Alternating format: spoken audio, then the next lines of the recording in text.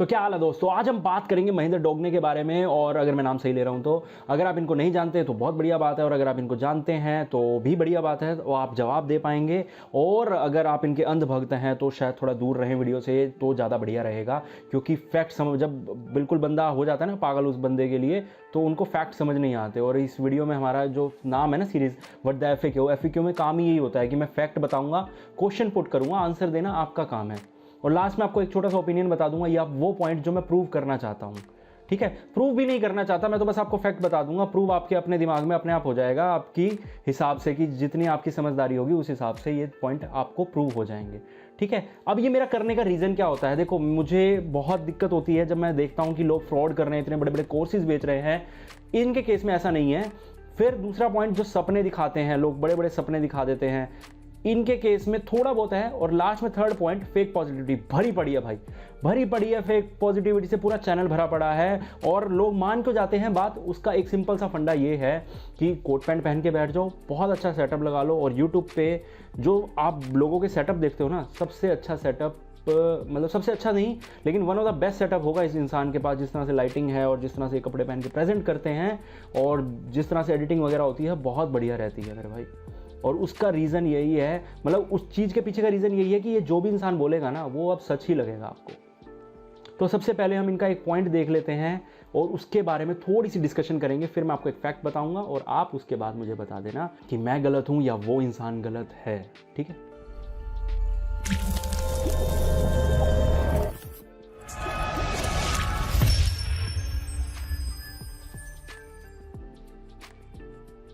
लेकिन आज हम जिन 4 बिजनेस के बारे में बात करने जा रहे हैं, उसमें ना तो मंदी आएगी, ना ही वो कभी बंद होगा, और हमेशा आपको प्रॉफिट दिलवाता रहेगा। ऐसा बिजनेस जो हमेशा आपको प्रॉफिट देगा, कभी उसमें मंदी नहीं आएगी, कभी उसमें आपको लॉस नहीं होगा, कभी बंद नहीं होगा। भाई बता दो कौन सा वरदान लेके आए हो, मतलब ऐसा कौन सा धंधा होता है जो कभी बंद नहीं हो सकता। मतलब मुझे कोई भी एक छोटा सा एग्जांपल दे दोगे ना आप, कि कोई भी ऐसा बिजनेस होता है जो कभी बंद नहीं हो सकता, तो मुझे बता देना। या ऐसा छोड़ो, बंद तो छोड़ो, बहुत दूर की बात है, कोई ऐसा बिजनेस बता दो जो प्रॉफिट में हो। आज बड़ी बड़ी कंपनियां, सबसे बड़ा बैंक, बात करते हैं एचडीएफसी की, बहुत बड़ा बैंक है, लेकिन इस बैंक को भी कभी ना कभी ऐसा फेस करना पड़ता होगा कि नॉर्मल से ये कम प्रॉफिट कमा रहे हैं, उसे ही मंदी बोलते हैं। ठीक है, मंदी बिल्कुल, रिसेशन अब मान लो, चलो उस चीज़ को हम छोड़ देते हैं, लेकिन जब रिसेशन आएगा तो ऑब्वियस सी बात है इन पे भी फर्क पड़ेगा, बड़ी बड़ी कंपनियों पे भी फर्क पड़ेगा। हम बैंक को एक बार साइड भी रख दें तो हर बड़ी कंपनी को फर्क पड़ता है मंदी से, हर सेक्टर को फर्क पड़ता है मंदी से। तो मंदी ना आने का तो सवाल ही पैदा नहीं होता, और ऐसा बर्बाद होना या बंद होना बहुत आम बात है बिजनेस के लिए। बहुत से हज़ारों बिजनेस खुलते हैं और हज़ारों बंद होते हैं मेरे भाई। तो ये फेक पॉजिटिविटी का बहुत बड़ा रेड सिग्नल है। अगर आपको दिख रहा है तो बहुत बढ़िया बात है, नहीं तो आप मुझे कमेंट करके आंसर बता देना कि कौन सा ऐसा बिजनेस है या कौन सा ऐसा सेक्टर है जो हमेशा प्रॉफिट में रहता है। ठीक है ना। जहां पर बहुत सारी ग्रोथ हो तो आपको जाना चाहिए ट्रांसपोर्टेशन बिजनेस में। जी हाँ, आज ट्रांसपोर्टेशन बिजनेस अलग अलग सेक्टर्स में बहुत ही ज्यादा ग्रो कर रहा है। आप सभी ने अमेज़न कंपनी के मालिक जेफ बेजोस का नाम तो बिल्कुल सुना ही होगा, जो दुनिया के सबसे अमीर व्यक्तियों में से एक। ट्रांसपोर्टेशन का काम कर रहे हैं, या तो इस इंसान को ये नहीं पता कि अमेज़न कर क्या रहा है, या इस इंसान को ये नहीं पता कि ट्रांसपोर्टेशन का बिजनेस एक्चुअल में क्या होता है। ये ठीक है, एक जगह से सामान उठा के दूसरी जगह पहुंचा रहे हैं, ये बहुत सारी आपको जो सर्विस प्रोवाइड करा रहे हैं, कूपन प्रोवाइड करा रहे हैं, इधर उधर चीज़ें कर रहे हैं ना, तो ये डिलीवरी चार्जेस नहीं खा रहे। डिलीवरी तो कई बार फ्री होती है, और जब भी कई बार आप देखोगे ना, जब आप ऑर्डर करते हो तो इनका एक कोरियर पार्टनर होता है, डिलीवरी के नाम से, डिलीवरी के नाम से एक कंपनी है जो इनके लिए काम करती है। अमेज़न पार्टनर है, और भी बहुत कंपनियों के साथ उनके टाई अप होते हैं, और अमेज़न के सिर्फ एक कंपनी के साथ नहीं, बहुत सी कोरियर कंपनी के साथ टाई अप होते हैं। और एक्चुअल में ट्रांसपोर्टेशन कंपनी वही होती है, ना कि अमेज़न को आप किसी भी एंगल से ट्रांसपोर्टेशन कंपनी बोल दोगे मेरे भाई। तो पहले एग्जाम्पल देने से पहले ही मैं तो ये कहूँगा, एग्जाम्पल देने से पहले ही चीज़ें गलत हो रही हैं, तो एग्जाम्पल पे तो मैं कहाँ जाऊँ।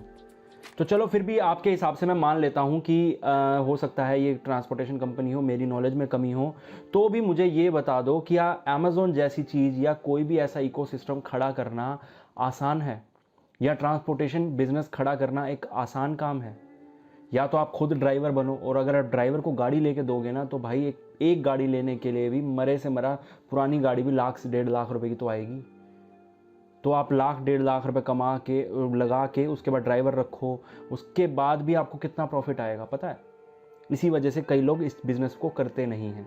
नॉर्मली छोटा ही मिडिल क्लास इंसान इस बिज़नेस को इसीलिए नहीं कर सकता कि प्रॉफिट ज़्यादा नहीं आता। जो भी लोग इस बिज़नेस को स्टार्ट करते हैं वो 8-10 गाड़ियों के साथ ही करते हैं, क्योंकि एक गाड़ी से स्टार्ट करते हैं तो बहुत लंबा टाइम लग जाएगा। और वैसे भी ट्रांसपोर्टेशन का बिज़नेस ऐसा नहीं है कि मंदी नहीं आएगी। तो मैं तो बस इतना कहूँगा कि इस एग्जाम्पल में ही बहुत सारी गलतियाँ थी, और मैंने ये बता दिया कि अमेज़ॉन एक ट्रांसपोर्टेशन कंपनी नहीं है और ये इंसान कहता है कि ट्रांसपोर्टेशन बिजनेस कर लो। बस छोड़ दो इस बात को, आगे मैं वीडियो नहीं दिखाऊंगा। बस मैं आपको इतना बता देता हूँ कि इन्होंने क्या कहा और आगे क्या क्या एग्जाम्पल दिए।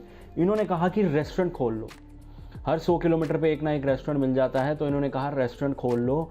और ये फूड सेक्टर कभी बंद नहीं होने वाला। सेक्टर कभी बंद नहीं होते मेरे भाई, सेक्टर कभी बंद नहीं होते, उसके अंदर वाले बिजनेस बंद होते हैं। और अगर हम एक बिजनेस करते हैं ना तो उस हम सेक्टर का बहुत छोटा हिस्सा है। जो हम बंद हो जाएंगे तो सेक्टर को फ़र्क भी नहीं पड़ेगा, हमारी कोई करोड़ों की कंपनी नहीं खड़ी होने वाली। तो वो रेस्टोरेंट हमारा अगर बंद हो गया, रेस्टोरेंट मतलब रेस्टोरेंट की हम बात करें तो 60% रेस्टोरेंट बंद हो जाते हैं 2-3 साल के अंदर, ठीक है। और उसके बाद भी अगले 5 साल में 10-20% और बंद हो जाते हैं, बेशक वो प्रॉफिट में हो या ना हो। बहुत से लोग बंद कर देते हैं, और मुझे नहीं पता बाकी जगह का, लेकिन नॉर्थ इंडिया में रेस्टोरेंट खोलना सबसे मुश्किल काम है, सबसे ज़्यादा कंपटीशन का काम है, और मंदी नहीं आती इस काम में। भाई एक बार करके देख लियो, मैंने 1.5-2 साल करा है ये काम, ठीक है ना। इस सेक्टर में जॉब भी करी है और इस सेक्टर में मैंने खुद अपना बिजनेस भी किया है। तो मंदी नहीं आती या बंद नहीं होते ना, तो प्लीज़ भाई कोई कोर्स बना दे या मिल जाए एक बार।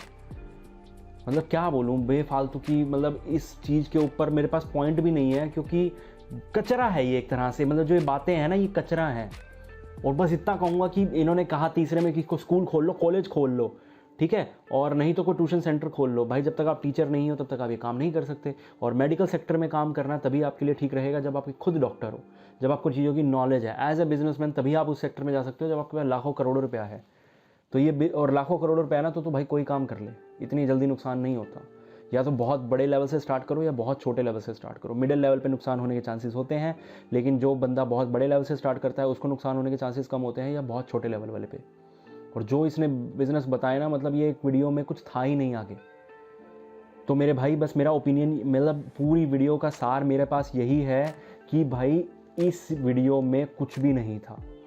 मतलब ये लगा लो, ये 4 जो ऑप्शन थे ना, इन सेक्टर में आप मतलब कोई भी सेक्टर में काम कर लो, आपको प्रॉब्लम सेम आने वाली हैं, आपको चीज़ें डिफ़िकल्टी सेम आपको फेस करनी पड़ेंगी। ऐसा नहीं है कोई भी सेक्टर ऐसा है जिसमें आपका काम बंद नहीं होगा। इसमें कमेंट करा हुआ है एक इंसान ने, मैं इनमें से एक काम ज़रूर करूँगा, ठीक है। मान लो कल को वो रेस्टोरेंट खोल लेता है, कल को कुछ भी करता है, और उस इंसान को पता लगेगा कि आगे मुश्किलें कितनी ज़्यादा हैं। तो ऐसे बेफालतू की वीडियो ना बनाएं जब तक आपको खुद नॉलेज ना हो, और बिजनेस से रिलेटेड, जॉब से रिलेटेड या इन्वेस्टिंग से रिलेटेड तो बिल्कुल ना बनाएं।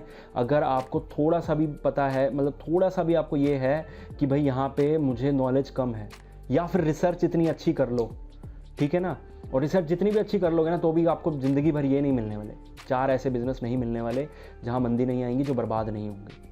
और लास्ट 2 सवाल यही थे कि पहली बात तो अगर अमेज़ॉन ट्रांसपोर्टेशन बिजनेस है तो ये क्या कर रहे हैं डिलीवरी वाले इनके साथ, ठीक है। ये फैक्ट है कि डिलीवरी वाले इनके साथ टाई अप में है। और दूसरा क्वेश्चन यही है, फैक्ट ही हो गया, क्वेश्चन यही है कि अगर अमेज़ॉन ट्रांसपोर्टेशन बिजनेस है तो ये डिलीवरी वाले क्या कर रहे हैं। और तीसरा क्वेश्चन मेरे भाई यही है कि अगर इनमें से कोई बिजनेस बंद नहीं होता या इनमें मंदी नहीं आती, 3 साल के अंदर 60% रेस्टोरेंट बंद कैसे हो जाते हैं।